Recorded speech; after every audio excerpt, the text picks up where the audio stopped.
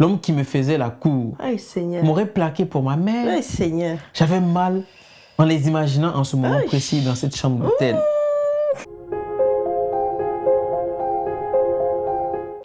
Salut les amis, on espère que vous allez super bien. Yes. On est trop content de vous retrouver aujourd'hui. Big love. Vous savez quoi? On a atteint les 2000 abonnés. En tout cas, merci à vous et bienvenue à toutes ces personnes-là qui nous ont rejoints sur cette chaîne. En tout cas, merci beaucoup. Merci pour votre partage et merci pour toutes ces personnes qui commentent depuis toujours. Il y a une personne qui commente nos posts à chaque fois. Elle s'appelle Joalita. Un truc comme ça. En tout cas, merci beaucoup. Merci beaucoup. On te fait un gros big up et des gros bisous. Et voilà. Aujourd'hui, on est encore là pour une nouvelle histoire. Tu débites, hein, pas de pause et tout. Ouais. Pourquoi il faut faire une pause? Vous voyez comment on est habitué, on a l'expérience maintenant. Ouais. Il ne me laisse même pas en placer en place. Il faut, oui, j'ai en place. Place. Non, c'est bon, tu as déjà tout dit. Ok, donc on se retrouve pour une nouvelle histoire. Donc, chers amis, on ne va pas tarder. Vous savez ce qu'il faut faire. Abonnez-vous, activez la cloche de notification. Voilà, c'est ce qu'il faut faire. On ne va pas tarder. Donc, ce qu'on va faire, c'est qu'on va aller directement dans le vif du sujet. Yes. Alors, cette fois-ci, le titre, vous allez comprendre. Madame, histoire? Raconte. Écoutez bien, hein. Ma mère, ma raseuse. Vous avez compris ce que ça veut dire? Non, moi je sais pas trop. Ma mère, ma raseuse. Elle m'a rasé mon homme. Ah bon? Oui. Quand on dit si tu es une raseuse, c'est-à-dire une raseuse pour ta copine, tu as rasé son copain, tu as chopé tu as fait un tapé d'eau. Donc, sa mère lui a fait un tapé d'eau. On va voir ce que ça, l'histoire, on va découvrir l'histoire. Vas-y. Donc, ma mère, ma raseuse. Attends, je veux bien m'asseoir. J'ai 28 ans et je suis l'aîné d'une famille de 3 enfants. L'atmosphère était toujours tendue à la maison. C'était tout le temps la bagarre. Nos études étaient perturbées par les incessantes disputes de mes parents. Mon père accusait ma mère d'adultère. Il a fini par la quitter. Oh là là là là. Je supportais péniblement son départ car je lui étais très attaché. Mes résultats scolaires s'en ressentirent. J'étais très malheureuse, même si papa s'occupait très bien de nous. Il payait régulièrement le loyer et mettait tout à notre disposition. Mes frères et moi aurions tout de même voulu qu'il soit là pour jouer pleinement son rôle de père. C'est clair. Qu'il nous fasse réciter nos leçons, par exemple.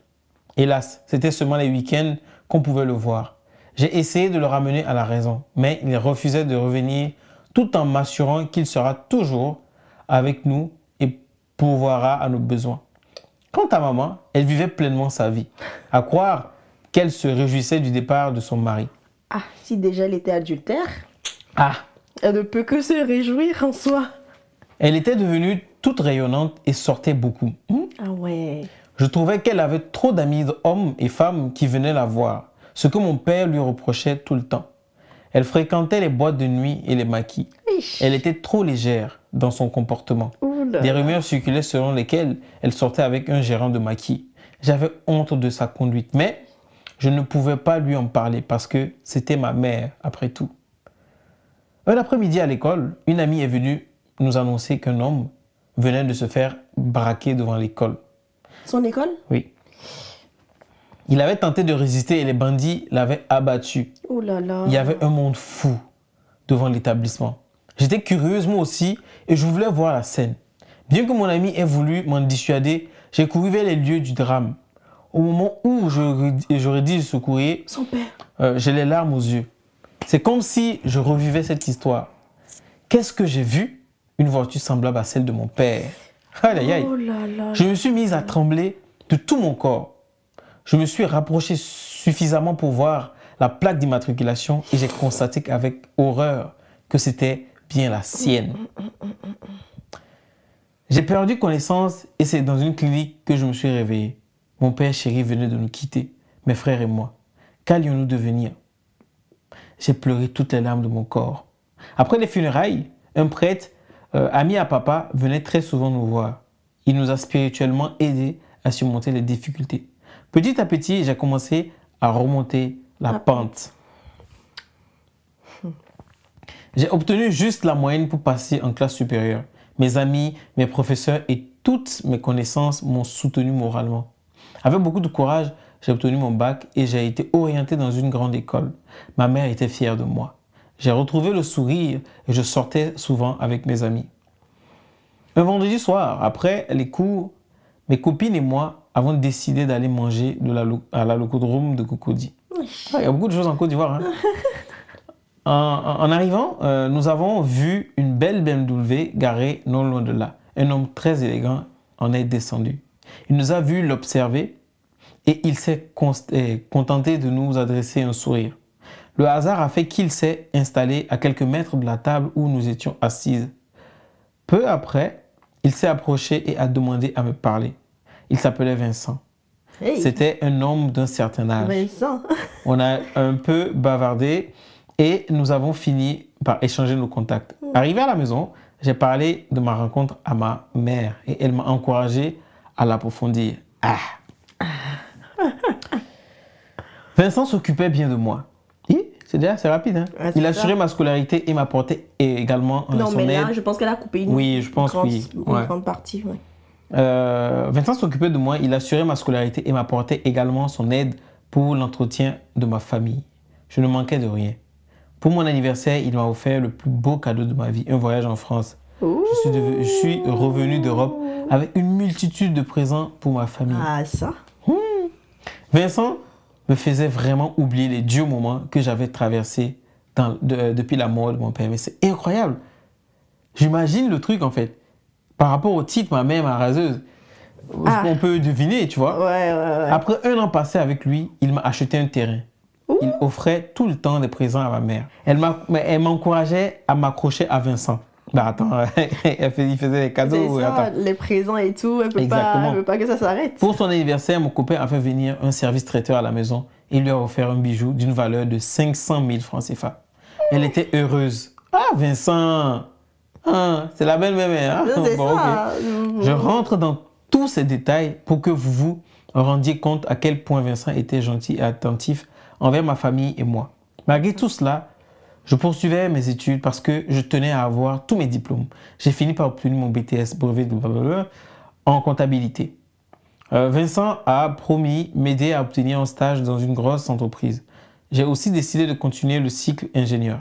Ma famille dépendait de moi. Je m'occupais de mes frères et de ma mère. Eux, ils sont où? Malgré son âge, celle-ci restait une jeune dame et portait des vêtements très à la mode.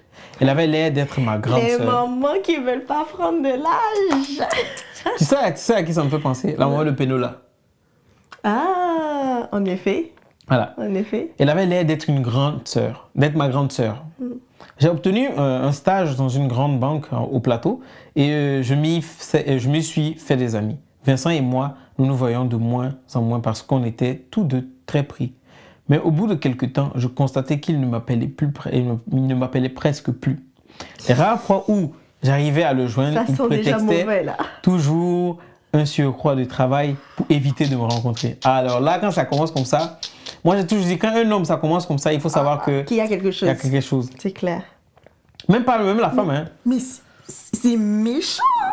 C'est pas méchant, c'est qu'il a son centre d'intérêt quelque part. Je veux dire ce qui va suivre là. Ah, tu sais que ça va être méchant. Oh là. En fin de compte, je n'eus plus aucune nouvelle de lui. Je ne comprenais pas son attitude.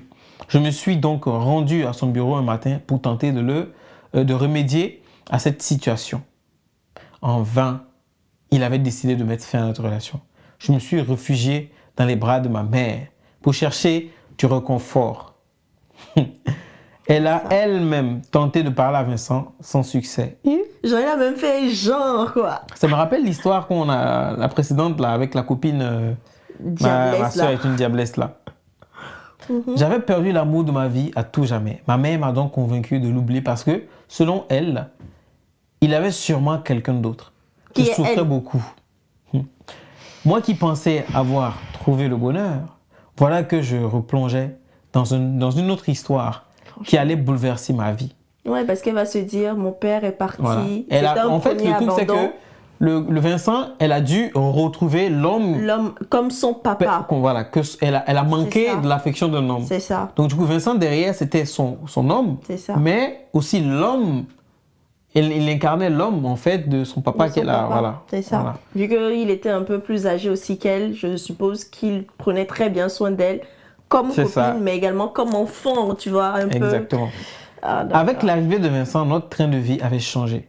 Maintenant qu'il était parti, qu'allions-nous devenir? Maman essayait de me rassurer en disant qu'elle allait dorénavant s'occuper de nous. Mais où allait-elle trouver de l'argent? Puisqu'elle ne travaillait pas. Je me contentais de mes primes de stage et de certains avantages que j'avais au sein de la banque. Un jour, Serge, l'un des collègues de Vincent, avec qui je m'entendais bien, m'a appelé. Il voulait savoir pourquoi il ne me voyait plus à leur service. Je lui ai expliqué la situation sans entrer dans le détail et il a insisté pour qu'on se voie l'après-midi. J'ai eu un très mauvais pressentiment. Ah, ça? Quand il m'a raconté que ma mère rendait assez souvent visite à Vincent au bureau. Et apparemment, ils s'entendaient très bien, un peu trop même, d'après Serge, qui ne comprenait pas comment ma mère pouvait être aussi méchante. Ah, ça? Je ne comprenais pas non plus son attitude. Pourquoi fréquentait-elle Vincent sans m'en informer? Est-ce à dire qu'elle sortait avec Vincent? Ah, ça? That is the question. good question. C'est la question. Est-ce que maman de la Gola sortait avec Vincent? Pardon, faut finir, on va savoir, s'il te plaît, parce que Non. là. Elle n'a pas dit? C'est ce que je dis. Non, je ne pouvais croire à cela. Elle était volage, mais elle ne serait quand même pas allée jusqu'à me prendre mon petit ami. Mais c'est clair, hein? Une mère digne. Je n'ose pas imaginer. Bah écoute. Ta propre fille. Je disais comment je vais l'imaginer. Imagine ta maman venait avec Elle ne veut pas de Moi, mais quand j'ai pensé, ça m'a fait bizarre. Pardon. Attends, j'étais où même? Une main digne. Attends. Non. Je reprends. Une mère digne ne ferait pas cela. Il fallait que je mène l'enquête pour tirer cette histoire au clair. Avec l'aide de ce collègue, j'ai concocté un plan d'attaque. Les gens sont devenus des espions et tout. Inspecteur Colombo, voilà. Non, pas Inspecteur Colombo. Pourquoi? Mission impossible. Bon, moi, Inspecteur Colombo, okay. c'est les trucs vieillots, ça. Ok. Un soir, alors qu'ils avaient rendez-vous, ma mère s'est faite belle et est sortie. Dès qu'elle est arrivée au bureau, Serge m'a appelé. Je me suis donc rendu sur les lieux. Je me suis mise dans un coin jusqu'à ce qu'il sorte. Après 30 minutes d'attente, j'ai vu la voiture de Vincent sortir du parking à côté de lui. Ma mère était toute souriante. Je me suis cachée pour ne pas attirer l'attention et j'ai emprunté un taxi pour les suivre discrètement. Ils vont où? À l'hôtel, je suppose. On va voir. Ils sont allés dans un hôtel. Non, sérieusement? Ils sont allés dans un hôtel. J'étais stupéfaite. Je suis restée là à les attendre. Genre, c'est comme... Je n'ai pas voulu faire le scandale depuis le service de Vincent. J'imagine. Sinon, il aurait eu des arguments pour se défendre. Quel argument? Pris sur le fait comme ça, quel argument tu auras pour te défendre? Pris à son travail, il peut avoir des arguments. Mais pris à l'hôtel, il ne peut pas avoir des arguments. Donc, c'est ce qu'elle veut dire. Ok. Donc, elle a pas vrai à attendre. Ok. Tu vois? Sinon, il aurait eu des arguments pour se défendre. Pendant toute cette attente, je ne pouvais m'empêcher de pleurer. L'homme qui me faisait la cour m'aurait plaqué pour ma mère. Ay, Seigneur. J'avais mal en les imaginant en ce moment précis dans cette chambre d'hôtel. Après 2 heures d'attente, j'ai aperçu le couple en train de s'embrasser dans la voiture. Meurtri dans mon âme, je me suis approché du véhicule et j'ai frappé à la vitre. Bang, bang, bang. On descend en coup d'immato. Bang, bang, bang. Damn! Je rigole. Je rigole, hein. Mais... C'est choquant. C'est choquant. C'est incroyable. C'est choquant. Pour la mère, mais il y a des papas aussi qui ont rasé la copine de leur fils. De leur fils, ouais. Ou les copines de leur fille. Hein? Bien sûr. Genre, par exemple, je prends l'exemple encore de ta famille. Toi et ta copine Mélina, et puis ton papa vient draguer Mélina. Ton papa sort avec... Des exemples. Non, mais c'est pour que tu puisses bien comprendre. Genre, ton papa soit Emile ou bien ton papa soit Sabine. Non, pardon. Prends. Qui? Je sais pas. Moi. Voilà, moi j'ai déjà pris l'exemple. Tu vois? C'est ça, c'est les raseurs, les raseuses. Tu vois? Moi j'ai connu une amie comme ça. Ah bon? Oui, quand j'ai connu une amie comme ça. Elles étaient amies avec une autre fille. Elles étaient amies et le papa de la fille était un coureur de jupons. Et il allait draguer la petite. Et les deux filles, l'autre là ne voulait pas voir l'autre. L'autre, c'était, quand il voyait l'autre, il voulait la frapper. Ah oui. Il voulait en finir Regarde, avec elle. Toi, un homme âgé. Et moi, j'ai vu son papa, c'était vraiment un coureur de jupons. Quand tu le vois, tu sens quoi. C'est les coureurs de jupons à l'ancienne, avec les chaînes, avec une petite barbe comme ça. Laisse tomber. Bref, fermons la parenthèse. On continue notre histoire. Je ne sais plus où je m'étais arrêté. Après 2 heures d'attente, voilà, coup du marteau. Arrête ça. Donc, elle a frappé à la vitre, c'est ce qu'elle a dit. Ils ont levé la tête et ont sursauté. Oups! Ah, ok. Ils ont alors baissé leur tête, tout confus.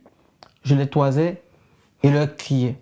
Merci infiniment pour tout ce que vous m'avez fait. Je suis rentré à la maison en larmes. Malgré les questions de mes frères et de mes cousins et cousines, je n'ai pas pu expliquer ce que je venais de voir. C'était comme si j'avais une boule dans la gorge qui m'empêchait de parler. Elle était dans le... Oh. Demandez à maman.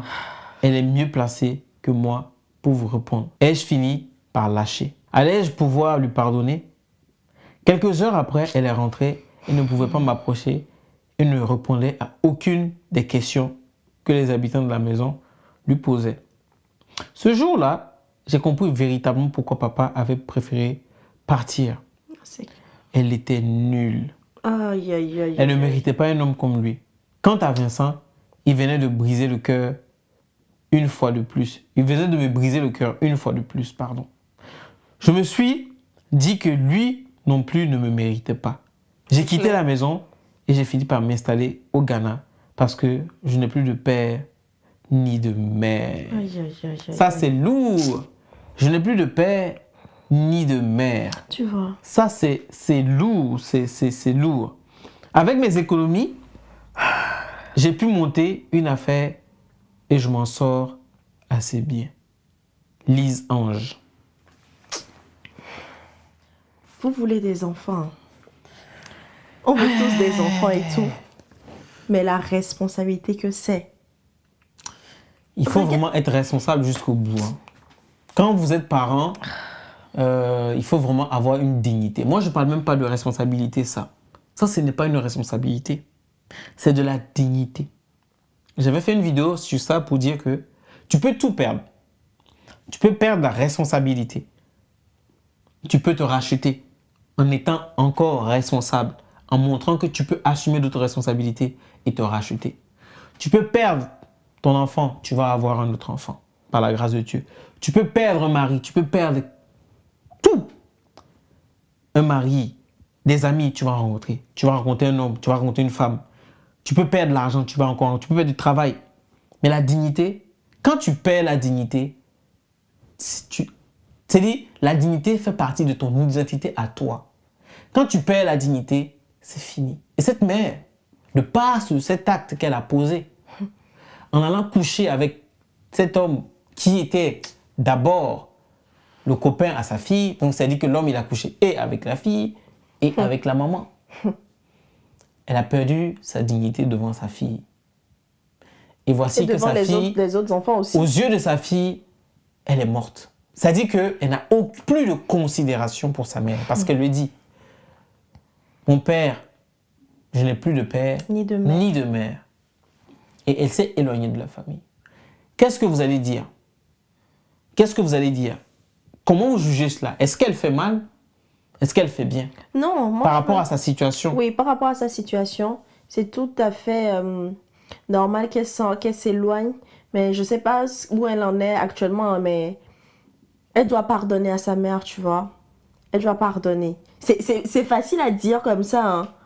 Mais le pardon, pour elle-même, c'est pas pour sa mère en premier, mais pour elle-même, pour être tranquille, pour ne pas avoir des blessures. Tu vois, on dit souvent des blessures de l'âme, des blessures avec lesquelles, des fois, quand tu vas réagir un peu plus tard dans le futur, tu vas te fonder sur ce qu'on t'a fait, sur ce que ta mère t'a fait dans le passé pour réagir. Donc, si elle ne lui pardonne pas, elle sera amère. Je ne sais pas si tu comprends ce que je veux dire. Je comprends, oui. Elle sera amère. Elle aura toujours la colère en elle. Voilà, exactement. Mais elle peut pardonner sans toutefois revenir ou bien reprendre, je sais pas, reprendre contact, je vais être renouer contact avec elle ou quoi que ce soit, tu vois. Peut-être qu'elle a pardonné, elle vit sa vie maintenant. Peut-être, hein, peut-être. Tu vois. Mais au point de dire qu'elle... Enfin, ça se comprend. Ça se comprend. Mais quand tu dis pardonner et puis ne plus renouer contact, c'est ça, c'est qu'elle veut plus avoir quoi que ce soit. Non, oui, mais elle peut pas dire qu'elle n'a plus de mère, quoi, tu vois. Bah écoute, en fait, c'est littéraire.